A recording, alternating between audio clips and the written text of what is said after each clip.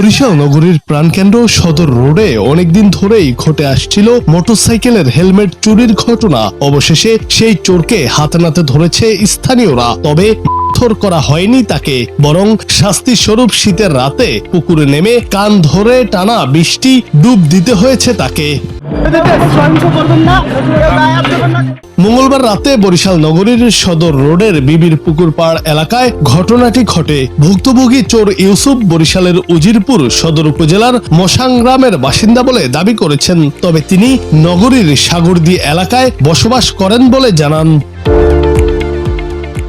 ঘটনার প্রত্যক্ষদর্শীরা জানান, দীর্ঘদিন ধরেই সদর রোডে মোটরসাইকেলের হেলমেট চুরির ঘটনা ঘটছে।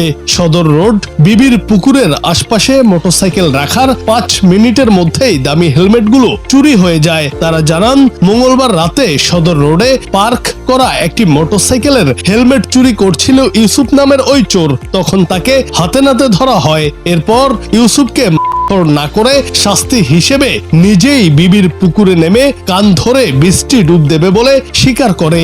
এ কারণে তাকে পুকুরে নামিয়ে বৃষ্টি ডুব দেওয়ার পর ছেড়ে দেওয়া হয়। হেলমেট রাইখে কোথাও গেলে ইনস্ট্যান্ট দেখা গেছে 5-10 মিনিটের মধ্যে এমন ভাবে অ্যাপ্রোচ গাড়ির উপরে বসবে, মানে কোনো ওয়ে থাকে না বোঝার, মানে নিজের গাড়ি এরকম মনে করে থাকে। এরকম করে তারা হুন্ডাও চুরি করে। আমার এই হেলমেট আমি কিনছি মানে 1 সপ্তাহ হয়েছে।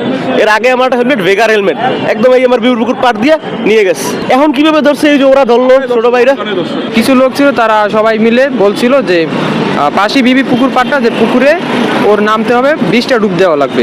ওই সাইডে রাস্তার ওই সাইডে আমরা এই জায়গায় দাঁড়া রয়েছি, একটা গাড়ি হেলমেট আর ব্যাগের ভিতরে নিয়ে যাচ্ছে। নিয়ে যাওয়ার পরে দুপুর দিয়েছে, জনগণে ধরছে।